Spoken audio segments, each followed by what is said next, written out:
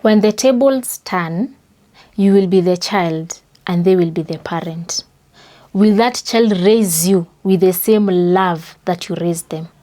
Or they will want to separate themselves from you? And by them, I don't blame kids who say that they have cut off their parents because they are too much for them. Utazeeka, utabaki peke yako, na hakuna mtu atakuchunga. That's why you see some old parents, and I'm not saying all, and I'm not generalizing, but there are parents here, old people who have kids, but their kids want nothing to do with them. Our watoto wako maju. Our watoto wako the same country with you, but they literally don't want anything to do with you. Why? Because you hurt them beyond measure. Na unajua, a scar of a parent is very hard to heal because you are meant to cover, but in fact you burned. You burned the souls and the hearts of these young children to a point that they want nothing to do with you. Parents, decency is the price you pay for access. Access to help from your children, access to support from your children, and consideration. But it's not a must.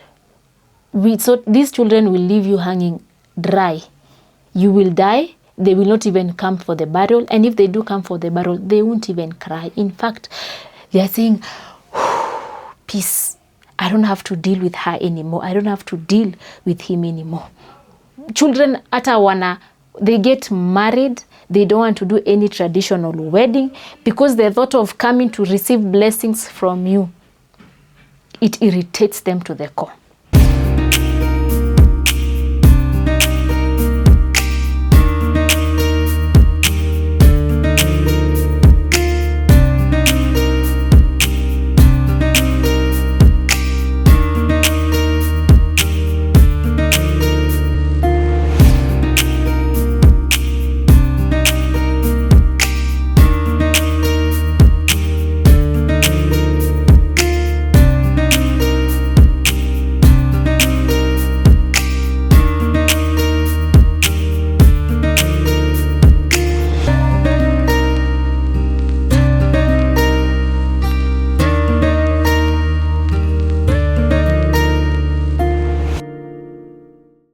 Hi guys, welcome to Moulding and Meddling with Trish.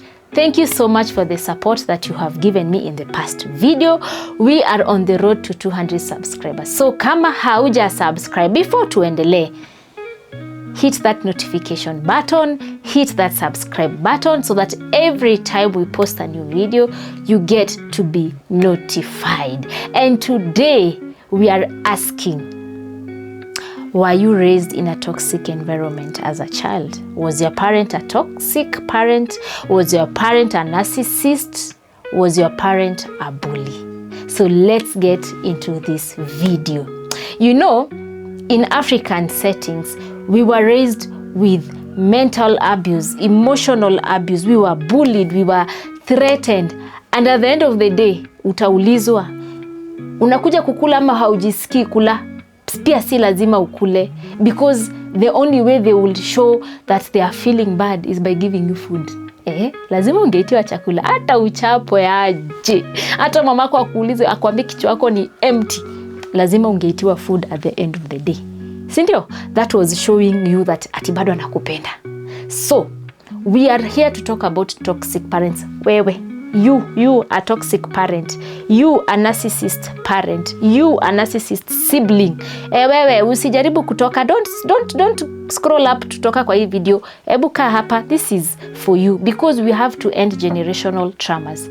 So let me describe a toxic parent. And it's so sad when I was doing my research on this topic, most of us, and I'll say us in general, we were complaining about mothers. Yani sisi wa mama, we need to pull up our socks. We cannot be the nurturers and the ones who are bullying at the same time. So what is the definition of a toxic parent? It's a parent who uses fear, guilt, or shame to control a child. Now that child is you, who is right now raising another generation. Sindio? So a toxic parent is a parent who is very jealous. Yes, a toxic parent is a parent who is very jealous. This is a parent who wants to dress like you, wants to have the lifestyle that you have. Ukinunua nguo, and I'll say this for mothers, when a daughter buys a certain type of cloth, because ya venye inamtoa vizuri, even you want to have the same. Like inaenda kuwa it's a competition between you and your child. And also, they are constantly criticizing you. They will tell you a positive thing with a negative thing. Hiyo nguo inakutoa vizuri, lakini hiyo tumbo yako ni kubwa, tafuta nguo ingine. And they're not telling you in a nice way. They're telling you in a way to diminish you, to make you feel like you don't have any self-esteem. They are very abusive, especially verbally. Huyo ni mzazi atakwambia kichwa kama malenge. You are an empty head. You are a very useless child. They will abuse you in ways that when it sinks in, hauna self-esteem kabisa. They will physically and emotionally abuse you, especially na maumbile yako, how you look. They will tell you, I don't like how your teeth look. I don't like how your stomach is. I don't like how your toes look in that shoe. They will always look for a way to diminish your body emotionally. Yani, they will find a way kukufinyilia mpaka by the end of the day, you are supposed to be this bright light. Now you are so dark inside. Yeah? They will always tell you are very stupid. You look like your father who left me. Yeah? When ni mjinga kama baba yako, mupumbavu. They will always look for a word. You are so stupid. You are so foolish. That's why you cannot even get anything in class. Your brothers are here succeeding in life. What do you have to offer? They will always find a way to abuse you. And then they are manipulative, and they will always guilt trip you. Watakufanyanga wa ufilingi ni wewe ndio uko na shida. That's a toxic parent. You are ever at fault, even if it's them. Even if they catch somebody red-handed at fault, it will always be you. It will always be you. And then they humiliate you and shame you in front of people. Kama saizi watoto wetu walimaliza KCSE na wakapata results. How many of you parents have shamed your children in front of people just because they did not get the desired results you wanted or they were supposed to bring home? You ashamed those children. You shamed them mbele ya watu. Ula alipata E kama mayai, A for egg. Kama ile, I had another one saying atalipata 118 kama root ya kabete ama 111. Like you traumatize those children in front of people to make them look and feel like they are so foolish. You are a toxic parent, by the way. Kila mtoto wako anakuletea exam. Can you find a way to nurture that child? And we have seen children kill themselves. We have seen it in the news. Children kill themselves because they feel that the results they got, their parents were not proud of them. Na kutoa hiyo hasira, huyo mzazi anaona, huyo mtoto anaona mzazi anafeel. What do? They end up killing themselves because of you shaming them publicly and telling them that they are at fault, criticizing them. Na ujue mtoto labda alistruggle. Yani kwake, unaona ni kama haja work hard, but that child has really put all their effort. Even them, it came as a surprise, by the way. Hakujua atapata root 111 ya Ngong. Hakujua, lakini hiyo ndo ameleta nyumbani. Yeye kwake anajua alifanya the best.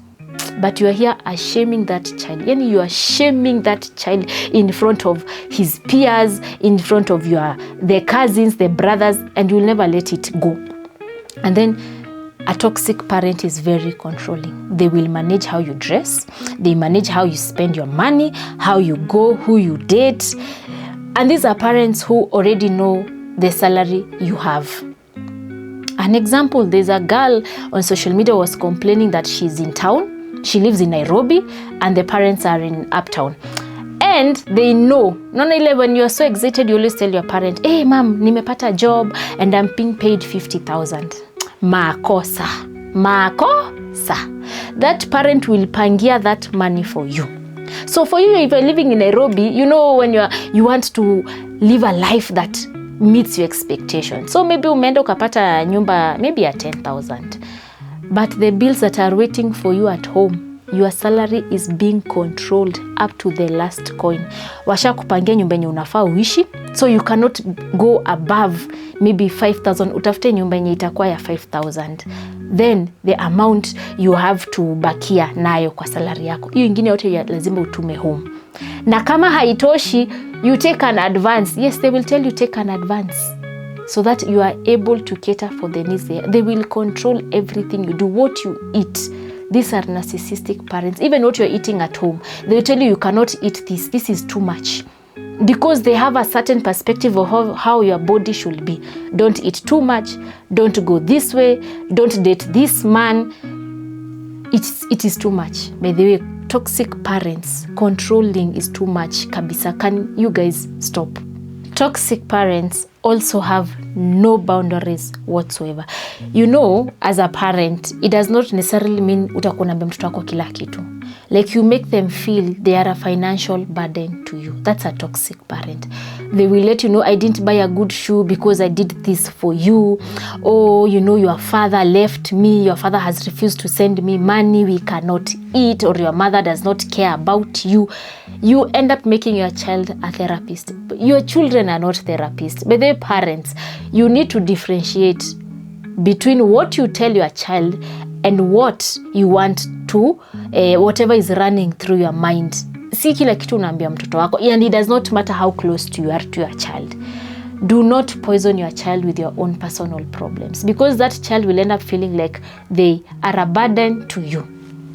We go to the other kind of a parent that is called a narcissistic parent. Sasa hapa, you need first to understand the difference between a narcissist parent and a toxic parent. Kuna similarities, yes, but the biggest differentiator is that at least with a toxic parent, akona a bit of empathy.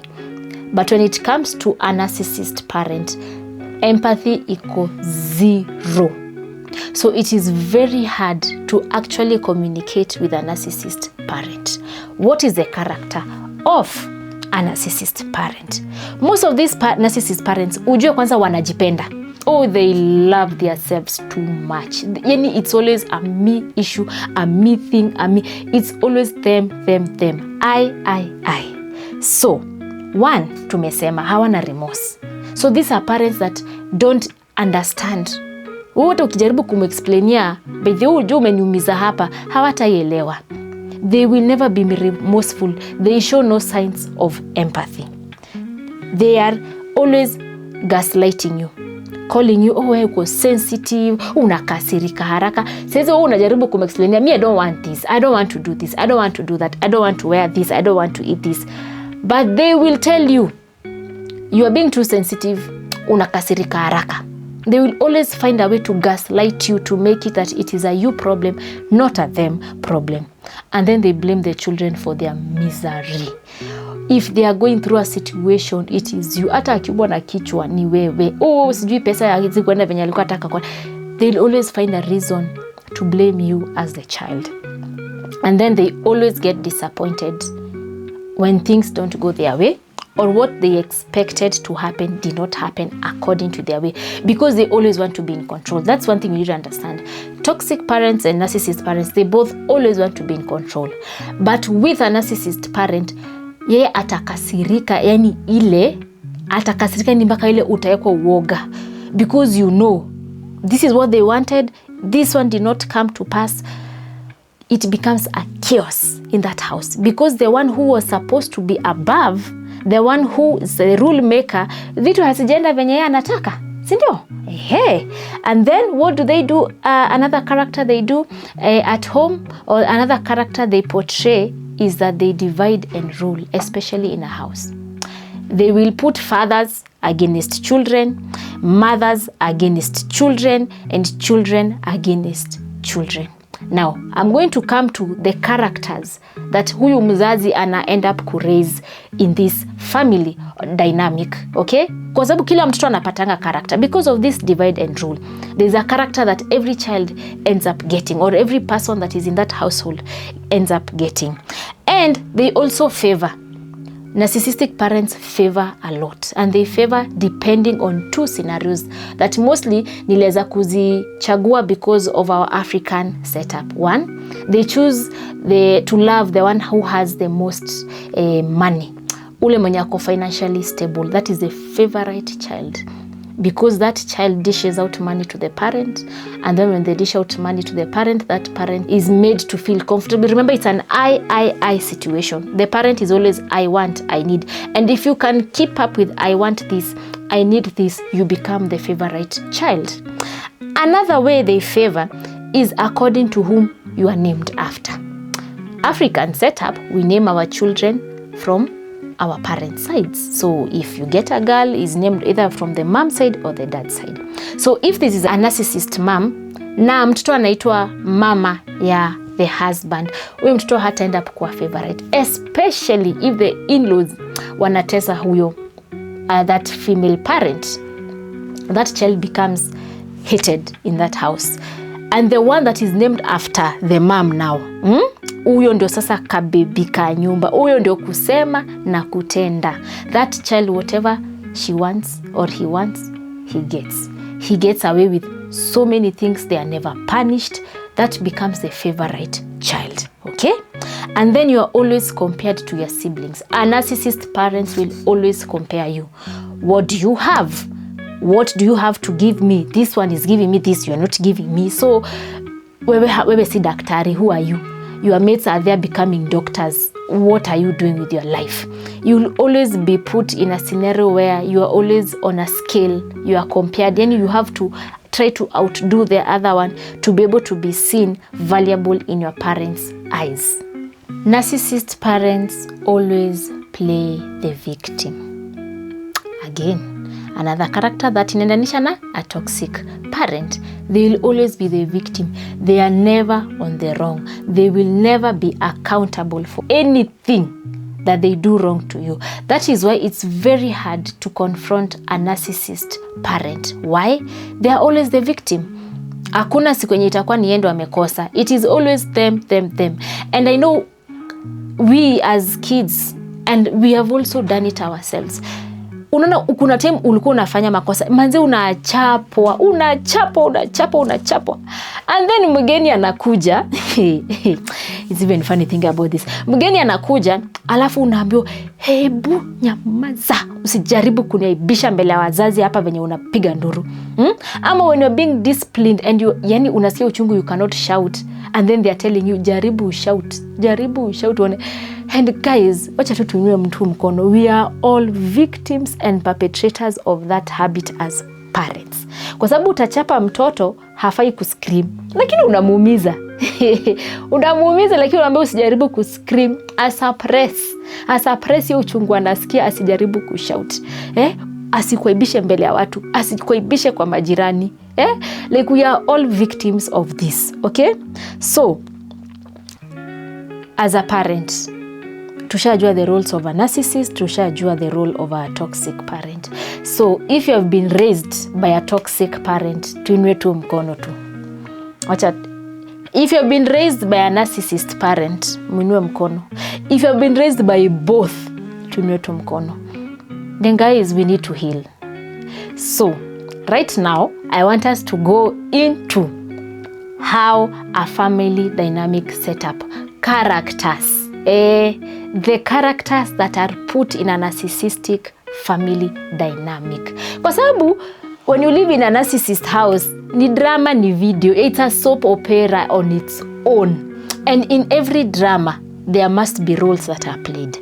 Okay? So, what are these roles that are played by you as a child of that house, or you as a parent of that house? Number one, there is a golden child. Now, this golden child is that child that they do no wrong as far as they are concerned in the eyes of their mother or their father. Hawa watoto hawananga makosa. Hata wakipatikana red-handed hivi, they will get away with almost everything. That is a golden child. Then there is a scapegoat. This child is blamed for kila kitu. Everything that goes wrong in that house, that goes wrong in the life of that parent, ni yeye tu, hakuna mtu mwingine. Okay, they are always gaslighted. Those children are never good enough. They will never keep up. Hata wajaribu aje, they will never be good enough. And most of all, they are never respected. Their opinions, their desires, their wants, their needs carry no value in that house. And then there is the invisible child. Now this one, huyu ashakaa chini, ashasoma script, ameona hapa lazima ni survive. How am I supposed to survive here? Disappearing. That child, hata sometimes unapata mpaka mzazi ya kumkanya kona huyo mtoto. Huyo mtoto ameamua tu kujificha, kunyamaza, kucheza chini ya maji. Vitu zina happen kwa nyumba. Most of the times you will not hear their names. Why? Because they decided to be invisible. Those follow rules to the letter. Hawatakangi mahali watabishana na mzazi. And then there are the enablers. Enablers, hey, are those people in that house, wanaona kila kitu kina happen. They can see the favorism, they can see the unfairness, they can see the way you are controlling that house, they can see where you are going wrong. But what do? They keep quiet. Why? They don't want to disturb the illusion of a perfect family. Because a narcissist parent is the best parent. Huko nje, outside that house, outside those four walls, huyo mzazi ni envied because anakani kama amelea watoto wake vizuri, amewanacha vizuri, but in real sense you are a terrorist in your house. Okay? So the enablers ensure that that illusion is maintained. That peaceful home, happy home is maintained. They ensure that they don't ruffle feathers. So where are you as a child who was raised in a narcissist household? Or you're in a household that is full of narcissists? Wewe ni nani? Because hapo pia unaweza kuwa your husband is a narcissist, you as the wife, you are the narcissist, or your parents were the narcissist, and then you end up having siblings who are narcissists. Wewe ni nani kwa hiyo role? Comment here tujuane, tusalimiane, si ndio? So what happens in such houses? Like the drama now. This is where the drama takes place. Scene 1, scene 2 ni hapa. Okay? Loyalty. Kwa kila video yenye inakuanga na drama, lazima kuwe na watu loyal, si ndio? Now, loyalty in this house is key. And this loyalty ni nini? Sio ati kukua obedient ama nini, kukua silent. Kukua silent. Yani you are silenced. You cannot ruffle feathers. Where you are not ruffling feathers, my friend, you are a loyal person to the enablers. You are a loyal person to the one who instigates this narcissistic behavior. Okay? Sometimes you get so used to being silent that you don't speak.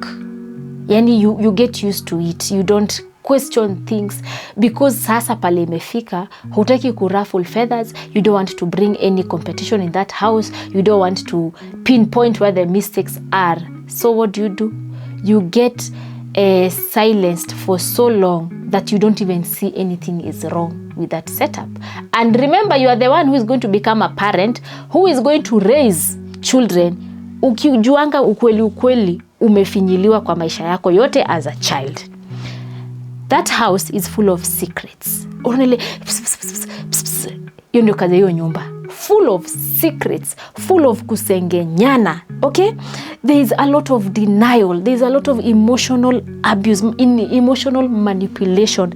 Yani inakuwa a soap opera in that house. Onele ukweli imejulikana, haijajulikana. Alimwambia. That is the kind of lifestyle that is taking place in that house. It's always a drama. There's something going on. There's something somebody has done. Especially when you ruffle feathers, it becomes a talk. It becomes a talk, okay? And then when you speak the truth, wewe sasa, wewe mwenye umechoka, umesema enough is enough. Mami, hautaendelea hivi tena. Ushaona venye unasemanga alikuruka kipetero kiyesu. You become a Judas in that house. You become the betrayer. You become the one who has affected the connection of that house, the togetherness in that house. Togetherness where? In fact, there was no togetherness. But because of that illusion, that parent will go out there and tell people how you have affected the relationship in that house, how the household is no longer okay, sukari yangu imepanda, unajua siku hizi Njeri haniongeleshei, akisimpigie simu mmuulize shida ni nini, unajua alikuwa karibu kunichapa, alinirudishia maneno. Yet wewe uko hapo tu kuambia mzazi wako, baby mom, me have had enough, me just want my space, I don't feel like the way you are treating me is right, you have really hurt me in this area. Utageukiwa, my friend. These are narcissist parents. Remember, there is no empathy, so itakugeuka vile huko unadhani itakugeuka. Okay, and then those parents are never accountable. So usi expect your mzazi ana change, and then don't expect when you tell them, mommy, you've done me wrong, or dad, you did me wrong, they will accept. And the same case goes to narcissistic siblings, because they ended up knowing that hao ndo wakona kibali kwa mzazi, they end up being narcissist. So most of these children una raise kwa sababu ya kukua the golden child, unaenda up unajipata pia wewe unakuwa narcissist. Na sometimes you don't even know. So you end up hurting your siblings because unapata a place where you're supposed to make decisions zako tu ndio zinaenda. Whether they go right, whether they go wrong, decisions zake tu ndio zinaenda. Remember, you are not valued. You as the invisible child, as the scapegoat child, your values, ideas, your thought of school is no longer valuable to them. So what do? If in case you want to ruffle feathers, you become the betrayer of that household. You're the one who breaks the connections of that household. You are the one utakuwa unaambiwango, oh, wewe ndio ulinitenda hapa, wewe ndio ulifanya nyumba yetu yanguke. Oh, it's ever going to come back to you as you are at fault. Narcissistic parents are never accountable for their mistakes, and they will never apologize, by the way. I know you can attest to it. Wewe tu niambie tu lini tu an African parent ashaisema nimekukosea. Parents never apologize, and it's how they were raised, and how they were raised by their own parents, and it's what is being passed on to us as millennials. And you are supposed to comply. This is how this house looks. You're supposed to comply with a set of rules they have made. And the problem with that is that you end up giving up or sacrificing your authenticity. So kama umeambiwa haufai kukula hii juu unanona sana, kama umeambiwa haufai kuvaa hii nguo juu haikutoi vizuri, kama umeambiwa you need to marry this man, hata kama anakuchapa umeambiwa ndoa utakaa because that man is rich na naso anatuprovide, utakaa hapo. Yani the you that is real gets lost in this illusion that these parents ensure that you stay in, or this parent wants you to stay in. And then you are loved depending on performance. Munagrediwa. Kuna grade kwa hiyo family. Wewe ni A+ leo, kesho unatupwa nje, wewe ni E. E ya mayai uko nje, uko backbench. Because what do you have to give this parent? Remember, it's an I parenting style. I want this, I need this, you make me happy, so I am happy because you make me happy. So you are graded depending on performance and you una play in that house. Are you the one giving the parent pesa ile mingi? Leo ndo unapanda cheo. Sibling wako akuja akupite, unatupo nje, huyo mwingine anakuja, ana take over, okay? So performance yako ina matter. Are you obedient to that parent? Do you follow whatever they tell you? Unagrediwa, unaenda ukipanda cheo. Pole. Yani una meet expectations, ama una exceed expectations, ama uko below expectations. That parent will grade you. And then everybody in that house is tiptoeing. Why? Because there's an illusion. So every time uko on guard. Haujui ama unafanya vizuri, haujui ama unafanya vibaya, haujui ama chakula yenye umepika mama atapenda, ama atakwambia na who will marry you with this kind of cooking. They will always be on edge. These children are always on edge because they don't know how to please you 100%. And then healing is absolutely forbidden. Yani kwa hii family hauta heal. Remember, umejitoa, so umekuwa Judas Iscariot, decide wewe utasema this is not right, you are going to betray because umeitwa Judas Iscariot, betray the family by leaving. What will your parents do to ensure that wewe ndio mbaya? Remember, you are always the one on the wrong. What do? They will call mama nani auntie, neighbor, jirani, pastor. And what they will do, mpigie muulize shida ni nini. Unajua Mary alitoka kwa hii nyumba. Unajua kwanza by the way akona tabia mbaya. Oh, they will gaslight you. They will gaslight you to others. They will ensure that hakuna mtu hatajua tabia zako, hata zile si za ukweli. To ensure that this illusion of we are the ones that are okay, wewe ndio uko na makosa. And when you walk away, it becomes a problem. You cannot walk away. So when you walk away to heal, you won't heal. Why? Do you know how many calls you are getting from people who are complaining your mother is crying, your mother is in the hospital, they are here to yani wamekumanipulate, mamako amepanda sukari, mamako ako na pressure, unajua nani haniongeleshe. They will always find a way to manipulate you kuonekana wewe ndio mbaya. So how will you heal? So healing is a problem, a very, very big problem. Okay? So when you feel like the tension is too much, what do? You decide to walk away and you cut ties with your family members.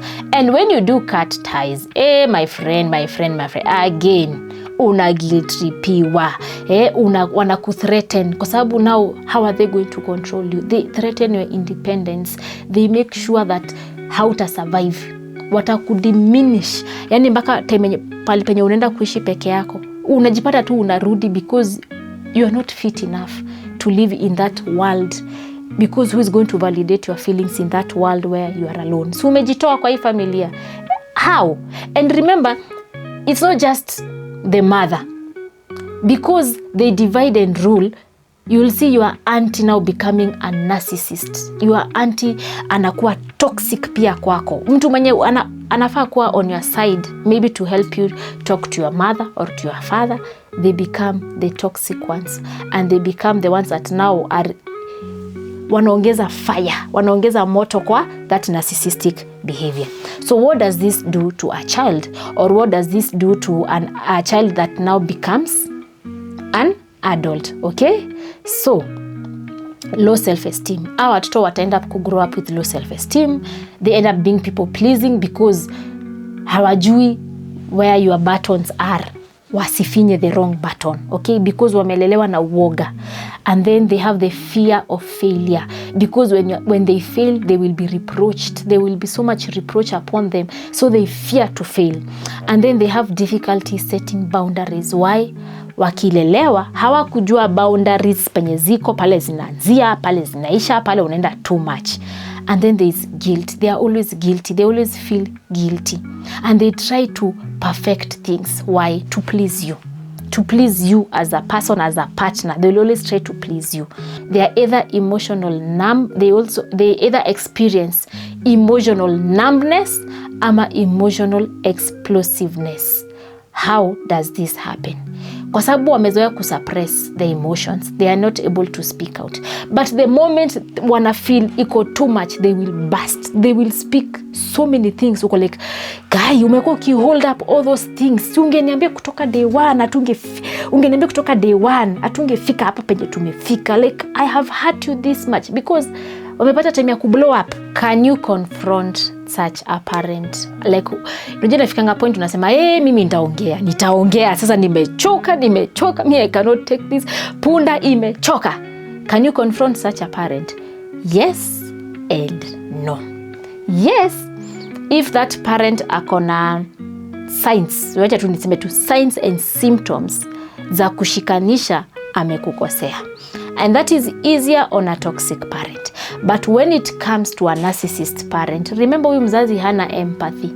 Remember this sibling has no empathy. Remember this auntie, uncle hana empathy. So is there a place you can go with somebody hana empathy? Umeexplainia bedhe unajua ulinikwaza. Kuna mahali mtafika na yeye. So is it going to be possible? Hapo ina depend labda muende wapi? Therapy. Okay? So, ujue pia hawa watu hawapendi kuambiwa ukweli. Number 3, watakublame. Eventually kange tu kijua tu, watasema tu niwendo ulifanya nifanye hivyo. And then they don't see anybody beyond themselves. So, si expect ati atakuelewa. Don't expect that they'll enter into your shoe and understand you. So, this is where you grow up thinking that you are the problem, but in reality, you are not the problem. You are just a child. Your parent was the problem. So how do we connect now? How, as a millennial raised in a narcissistic environment, become a good parent to my Gen Z or my Gen Alpha? Okay, so we are figuring it out without using a manual, sindio? And we are holding on trauma that we have never ever processed, leave alone processing. Saizi kuna mtu ndo understand that amekuwa in a narcissistic house or in a narcissistic environment and with toxic parents, okay? So many of us, we usually say, me, I will never parent my child the way I was parented, only to hear yourself using the same lines that you have been using on your child. Nama, nimekuita mara ngapi? Nikisikia kapi kutoka kwa mdomo yako. Majirani hapa wajue venye mimi nakuchapanga, si ndio? We are using the same lines, guys. Sisi wenyewe, we are using the same lines because we are still holding on to trauma we have never processed, okay? So, if you have had yourself, tell your child, keep on crying, and I will give you a reason to cry. Endelea tu kulia hapo, nitakupe sababu. Wacha tu nikuambie saizi. Do you know what your ancestors are doing? Wanakuklapia, wanakuvulia kofia, wanakwambia good job, good girl, endelea, finya vile ulifinywa. Guys, we need to change this line. We need to change the trauma that we are passing on generation to generation. So how do we break, or how do we handle the cycle? Number one, you need to name the wound. How did your parent hurt you? How did your sibling hurt you? You name the wound. And you cannot heal what you cannot name. Hauisema nitapona, unaponyesha nini? I will own. You will own what? You cannot say I am going to be an owner. Owner of what? You need to name what you want to own. Number two, you need to build boundaries. Healthy boundaries where parents don't disrespect you, okay? If you need to cut off. Me, by there I support cutting off. If you need to cut off. If you need to create boundaries that are firm, create boundaries and then reparent yourself, okay? Give yourself the validation you never got. Nakwambia hata tu ukimanage kufanya tu kitu moja hivi, tell yourself I have done the best. Ukivaa kiatu kenye unakaa hivi chini unajua tu imadhi akiniona nayo ataongea vibaya, jiambie you look pretty. I look pretty and I will wear what I want because this is me, this is my life. I will eat what I want to eat because this is my body and I'm not harming myself, okay? And then the most important thing, do better for your children. You don't have to be perfect, but just do better. And remember, healing, si kublame wazazi wako. They did what they could, and it's true they will tell you, I did what I thought was best, because it is what they were raised in, it is what molded them to who they are right now. So healing is not about blaming our parents, it's about refusing to pass the trauma forward. We are not passing generational traumas, by the way. We refuse to pass what was passed on to us that was not positive, okay? So, as a millennial raising a Gen Z child or an Alpha child, you need to understand that this generation we have ni nyepesi. Si kama wewe, what worked for you won't work for them. But then right now, you really abuse your child. What do? They end up killing themselves so easily. Okay? This child will harm themselves just to try to handle the emotional trauma that they are facing. And they end up doing crazy stuff. Okay? So unapata mtoto anakuambia, a parent is telling the child, you are a burden to me. What will this 13-year-old go and do? Ataenda hapo nje, aongeleshwe tu na kijana yoyote tu. And guess what next you are hearing? That your daughter is married. Your daughter is married to who? A person who is 20 years above her. And when you ask them why, watakwambia, si mama alisema mimi ni expensive sana kwake. Si alisema hawezi nilea. Sasa mimi nitafanya nini? Mimi nimechoka kuishi na yeye. Like this generation, they don't joke. They tell you as it is and they move. They will move on. You hurt their emotions and their feelings, they will find a way to heal themselves. And it will always be in the wrong way. By the way, it will always be in the wrong way. They will do just crazy stuffs because that is the environment that is surrounding them, that you are allowed to do crazy stuff anyhow, anywhere. Na hakuna repercussions. Wajua sisi tulelewa na threats. Huwezi threaten. So hata ukimwambia, ukijisikia hutaki kuishi na mimi, pack and go. Guy, that child will pack and go. Na utatafuta mtoto wako ukilia. If you are not a narcissistic parent, you will look for that child and you will not find. Because something bad must have happened to that child pale alienda.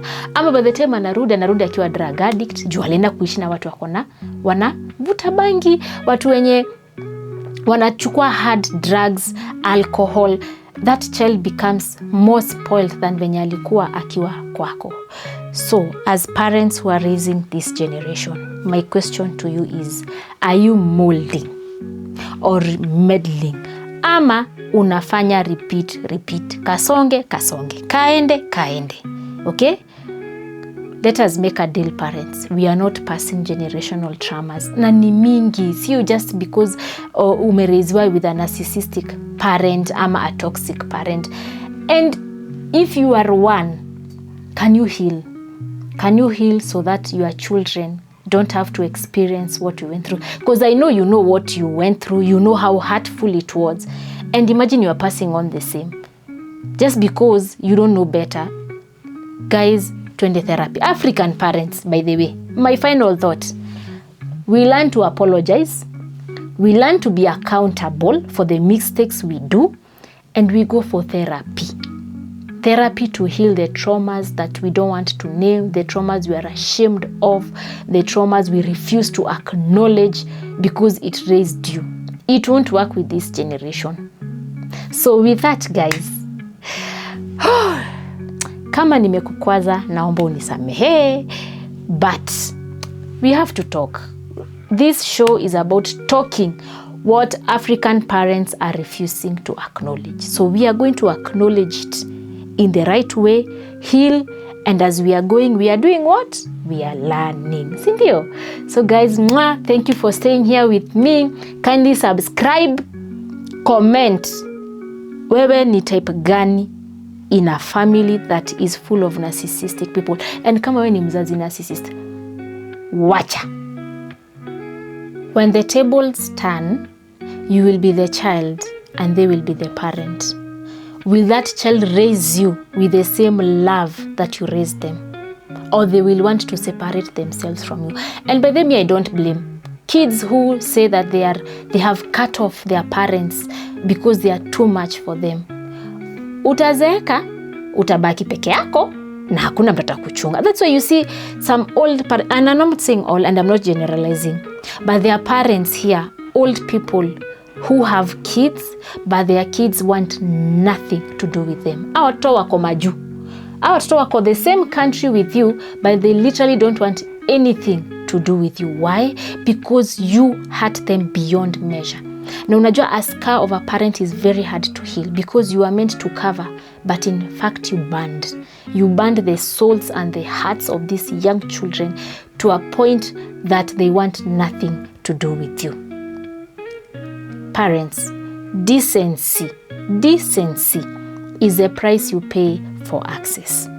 Access to help from your children, access to support from your children, and consideration. But it's not a must. These children will leave you hanging dry. You will die. They will not even come for the burial. And if they do come for the burial, they won't even cry. In fact, they are saying, peace. I don't have to deal with her anymore. I don't have to deal with him anymore. Children they get married. They don't want to do any traditional wedding because the thought of coming to receive blessings from you, it irritates them to the core. So parents, don't raise a child. Ikifika pati yenye ni mzazi anasema, me, I will not raise my children like you. You are the worst parent I've ever met.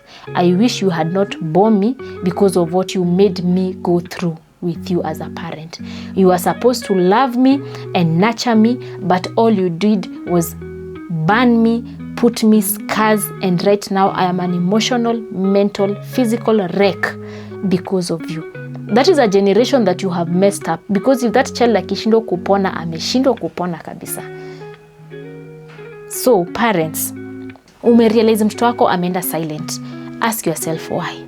What I know, children don't go silent for no reason. So if you hurt them, and maybe they have tried to tell you na hausikii, they cut you off, and there's nothing you can do about it. So with that, my dear parents, tubadilike, we change and we become a better version more than what our parents were, so that we create children who are a better version than we are as their parents to them. And then we raise a beautiful generation outside here, generation that does not know any tufanye the word narcissist na bullying na kuwa toxic isikuwe part of our family setups, so that we have families that are happy home, happy family, happy life. And with that, guys, thank you so much. Kindly share this video, subscribe, comment hapo chini, tuongee, tufungue roho. And if you can cancel people, kindly put your number there. Unaweza fanya kesi pro bono, because najua kuna watu hapa wanatafuta counseling wanakosa. Tusaidiane. Wakenya tunapendana. We love each other. Let us support each other. Bye guys.